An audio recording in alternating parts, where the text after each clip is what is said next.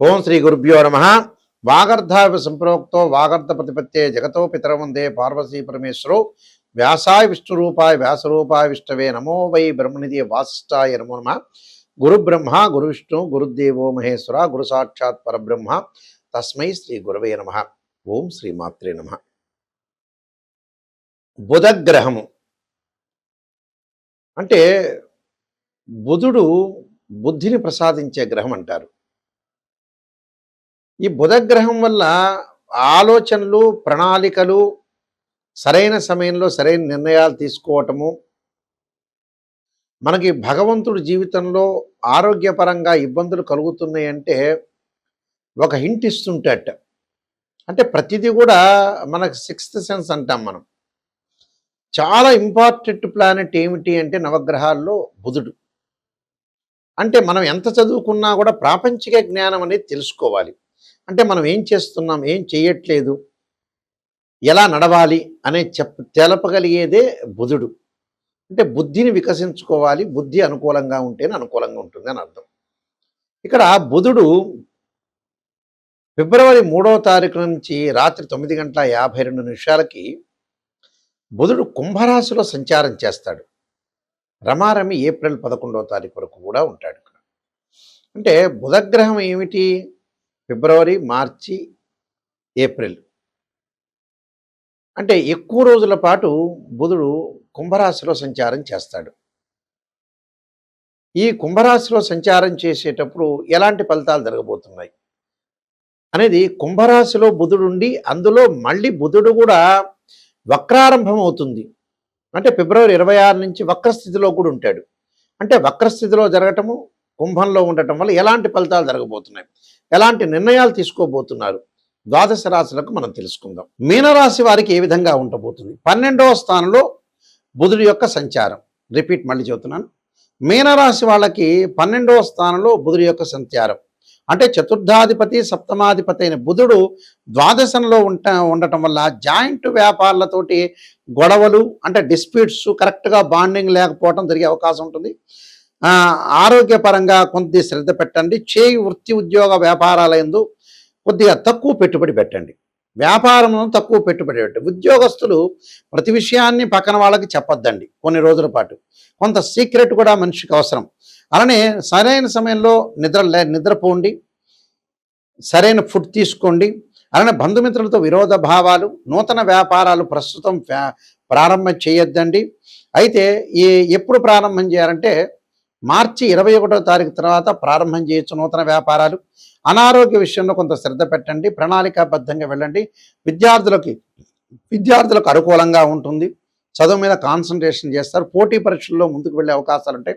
కొన్ని గృహ ఉపకరణ వస్తువులు, బంగారం, వెండి సామాన్లు కొనుగోలు చేసే అవకాశాలు బాగా ఎక్కువ ఉంటాయి. అంటే ఆరోగ్యం పట్ల మెయిన్ శ్రద్ధ పెట్టండి. అనవసరమైన డబ్బులు ఖర్చు పెట్టద్దు. అనవసరంగా వృత్తి ఉద్యోగ వ్యాపార విషయాల్లో కూడా శ్రద్ధ పెట్టి ముందుకెళ్తే మనకు మంచి జరిగే అవకాశాలు ఖచ్చితంగా ఉంటాయి. బుధగ్రహం అనుకూలంగా లేని వాళ్ళు, బుధుడు గోచారీత్యా 2, 4, 6, 11 స్థానాల్లో మంచి చేస్తాడు బుధగ్రహము. ఈ బుధగ్రహం వల్ల వాణిజ్యము, వ్యాపారము, అలానే డెవలప్మెంట్ స్కిల్స్, లైఫ్ని ఎలా ప్రణాళికాబద్ధంగా వేసుకోవాలి, ఎలా ప్రణాళికలు మనం అనుసరించాలి చెప్పగలిగే గ్రహమే బుధుడు. అంటే బుధారిష్టేత్ సంప్రాప్తే బుధ పూజాంచకారయేత్ బుధ ధ్యానం ప్రవక్ష్యామి బుద్ధి పీడోపశాంతే అంటారు. అంటే బుద్ధి, సరైన బుద్ధి ఉండాలి. వ్యసనాలకు బానిస కాకూడదు. ఏం చేస్తున్నామో తెలుసుకోవాలి. స్త్రీయ లోపం పెరుగుట పెద్ద విద్య, లోపం ఎరిగిన వాడే పూర్ణవుతాడు. అంటే బుధుడు చాలా ఇంపార్టెంట్. అయితే ఈ మధ్యకాలంలో మన వాళ్ళు చేసే చాలా తప్పులు ఉన్నాయండి. ఒక జాతకాన్ని చూపించుకునేటప్పుడు ఒక గురువు గారి దగ్గరికి వెళ్ళినప్పుడు గురువుగారు నిజాన్ని చెప్పండి అనేది చాలా ఇంపార్టెంట్ ఇక్కడ. ఈ మధ్యకాలంలో చాలామంది కూడా ఏంటంటే పాపం నెగిటివ్ని వినట్లేదు. నెగిటివ్ అంటే చాలా ఇష్టం ఉండదు. వాళ్ళు చాలా ఆమడ దూరంలో ఉంటున్నారు. పాజిటివ్ చెప్పి జ్యోతిష్యులు పొగిడితే ఆ ఆస్ట్రాలజీ చాలా మంచివాడు. అంటే ఎందుకంటే ఆస్ట్రాలజీలో మీరు కన్సల్టింగ్ ఫీజు ఇవ్వటం? మన ఇంటి పక్కన వాళ్ళదే పొగడమని చెబితే పొగుడతారు. మన ఇంట్లో భార్యాభర్తలు, వాడు భర్తని చెప్తే భార్య పొగుడతారు, భార్య చెబితే భర్త పొగుడతాడు. ఆస్ట్రాలజీని అప్రోచ్ చేయాల్సిన అవసరం లేదు. This is the true. రియలిస్టిక్గా చెప్తున్నాను నేను. ఎందుకంటే ఎప్పుడైనా సరే లైఫ్‌లో మనిషి ఎక్కువ కాలం బతకలేదు. బతకడు కూడా. పునరపి జననం, పునరపి మరణం అంటారు. చచ్చిపోవటం ఖాయం. చనిపోవటం చాలా ఖాయం. సారీ దీనిలో నేను ఒక వర్డ్ వాడాను చచ్చిపోవటం అనేది అసలు వాస్తవంగా చచ్చిపోవటం అనే వర్డ్ కూడా వాడకూడదు. చనిపోవటం అనాలి. ఈ పాయింట్ వచ్చింది కాబట్టి నేను చెబుతున్నాను. అయితే అంటే కృతజ్ఞతాభావం ఒక మనిషి చనిపోతే చనిపోయాడనే మాత్రమే వాడాలి. చచ్చిపోయాడనే మాట వాడకూడదు నిజం చెప్పాలంటే. అయితే ఇక్కడ ఒక వ్యక్తి పుట్టినప్పటి నుంచి కూడా సంతానం అవసరం, వివాహం అవసరం, ఉద్యోగం అవసరం, డబ్బులు అవసరమే. చాలామంది ఏం చేస్తున్నారంటే ఒక ఆస్ట్రాలజర్ని అప్రోచ్ అయినప్పుడు అమ్మాయి పెళ్లి కాకపోయినా పర్లేదు, అబ్బాయి పెళ్లి కాకపోయినా పర్వాలేదు, ఎన్ని సంవత్సరాలు అలా ఉంటాం, కానీ జాతకాన్ని చూపించుకోము, జాతకాల్లో ఉండే రెమెడీస్ అనేవి పరిహారం చేసుకోము అని అంటుంటారు. అంటే మెజారిటీ ఆఫ్ ద పీపుల్ చెడిపోవడానికి అదే కారణం. కొంతమంది డాక్టర్ దగ్గరికి కూడా వెళ్ళరు. అంటే డబ్బులు ఖర్చు అవుతాయి. ఒక షుగర్ వచ్చిందనుకోండి, ట్యాబ్లెట్ వాడని వాడున్నాడు, బీపీకి ట్యాబ్లెట్ వాడిన వాడున్నాడు. అలానే ఆరోగ్యపరంగా ముందుగా చూపించుకొని వాడు ఉన్నాడు. కానీ లగ్జరీ ఐటమ్స్కి డబ్బులు పెట్టి కొంటారు. అసలు మనిషి చెడిపోవటానికి కారణం ఏంటంటే డబ్బే. ధనం మూలం మెదం జగత్తు. అంటే డబ్బు నెససరీ, కానీ డబ్బు దేనికి ఖర్చు పెట్టాలో దానికి ఖర్చు పెట్టకపోవటం తెలియకపోవటమే జీవితంలో సక్సెస్ లేకపోవటం. చాలామంది ఉంటారు, అమెరికాకి వెళ్తుంటారు, యుఎస్ వెళ్తుంటారు, జర్మనీలో ఉంటారు, విపరీతంగా ఖర్చు చేస్తుంటారు. కానీ ఆస్ట్రాలజర్ని అప్రోచ్ అయ్యి అసలు మన జాతకంలో ఏముంది అని నిజం తెలుసుకోరు. ఇందులో ఆస్ట్రాలజర్కి నష్టం వచ్చేది ఏమి ఉండదు. వాళ్ళు మోసం చేసుకున్నట్టు, అంటే వాళ్ళ జీవితాన్ని వాళ్ళు మోసం చేసుకున్నట్టు. ఒక అబ్బాయికి పెళ్లి కాలేదు, చాలా సంవత్సరాల పాటు యుఎస్లో ఉన్నారు, 79 డేట్ ఆఫ్ బర్త్ అనుకోండి, 80 డేట్ ఆఫ్ బర్త్, 76. ఇంకా అతను ఆలోచన చేస్తుంటాడు. అంటే మ్యారేజ్ బ్యూరోకి కూడా డబ్బులు కట్టకుండా ఏం చేస్తాడండి ఆ డబ్బులు? మొగుడు పెళ్ళాం ఇద్దరు భార్యాభర్తలు పెళ్లి చేసుకుంటారు, వధువు వరుడు పెళ్లి చేసుకున్న తర్వాత సంతానానికి ఆలోచన చేస్తుంటారు. డాక్టర్ని అప్రోచ్ చేయాలంటే సంతానానికి ఇంత ఖర్చు అవుతుంది, 1,00,000 2 లక్షలు ఖర్చు అవుతుందని ఉద్దేశంతో డాక్టర్ దగ్గరికి వెళ్ళరు. కానీ బిజీ షెడ్యూల్ ఉంటుంది, డబ్బులు సంపాదిస్తారు. ఆ డబ్బంతా ఎక్కడ పోయాలి? అంటే ప్రాపంచిక జ్ఞానం తెలియట్లేదు వీళ్ళకి. ఒక అబ్బాయికి ఒక అమ్మాయి వైజాగ్లోనో, రాజమండ్రిలోనో, గుంటూరులోనో ఎక్కడ ఉంటే ఈ లోపల కారు ఖర్చు అవుతుందని వెళ్ళని వ్యక్తులు ఉన్నారు మా దగ్గర. డబ్బు ఖర్చు, డబ్బే ఇక్కడ. అసలు డబ్బు మంచి చేస్తుంది, చెడు చేస్తుంది. ఇక్కడ డబ్బు వల్ల ఏమవుతుందంటే అసలు దానికి ఖర్చు పెట్టడం. మళ్ళీ వాళ్ళు కూడా పిసినారితనమా? ఆహనా పెళ్ళంట సినిమా చూసే ఉంటారు. కోటా శ్రీనివాసరావు యొక్క పాత్ర పిసినారితనం, ఒక పాత్ర చూపిస్తారు అక్కడ. చూపించి అలా పిసినారితనంగా ఏమైనా ఉంటాడా? అలా ఉండడు.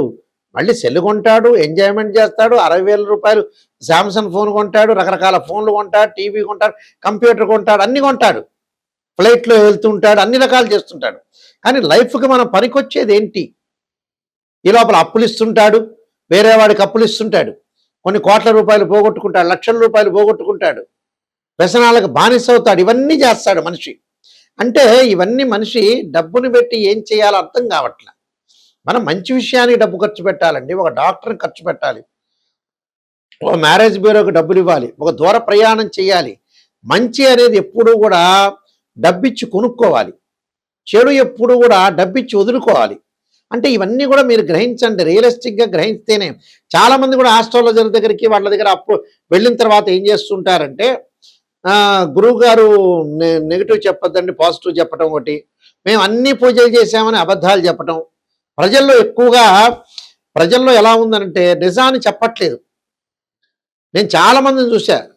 నేను 95 దగ్గర నుంచి ఈ ఫీల్డ్లో చాలా సీనియర్ ఆస్ట్రాలజర్ని, నెంబర్ ఆఫ్ ఆస్ట్రాలజీ బుక్స్ రాశాను. మా నాన్నగారు కూడా ఇంటర్నేషనల్ మెంబరు, మా గ్రాండ్ ఫాదర్ గారు, వీళ్ళందరూ కూడా మేమంతా కూడా ఇలా ఆస్ట్రాలజీ వేదంలో ఉన్న వ్యక్తులం. నిజాన్ని గ్రహించి నేను రీసెర్చ్ చేశాను, అసలు మనుషులు ఎందుకు బాగుపడట్లేదు అని. నిజంగా మనుషులు ఎందుకు బాగుపడట్లేదు కారణం ఏంటంటే వాళ్ళ తప్పులే. వాళ్ళు నిజాన్ని చెప్పకపోవటం, సరైన విధానాన్ని చేయలేకపోవటం, డబ్బును ఖర్చు పెట్టలేకపోవటం. అంటే ఇవన్నీ కూడా జీవితంలో వీళ్ళు చేయాల్సిన తప్పులు ఏంటంటే వీళ్ళే స్వయంకృత అపరాధం అంటారు. ఇవన్నీ వీళ్ళు చేసే తప్పులే నిజం చెప్పాలంటే.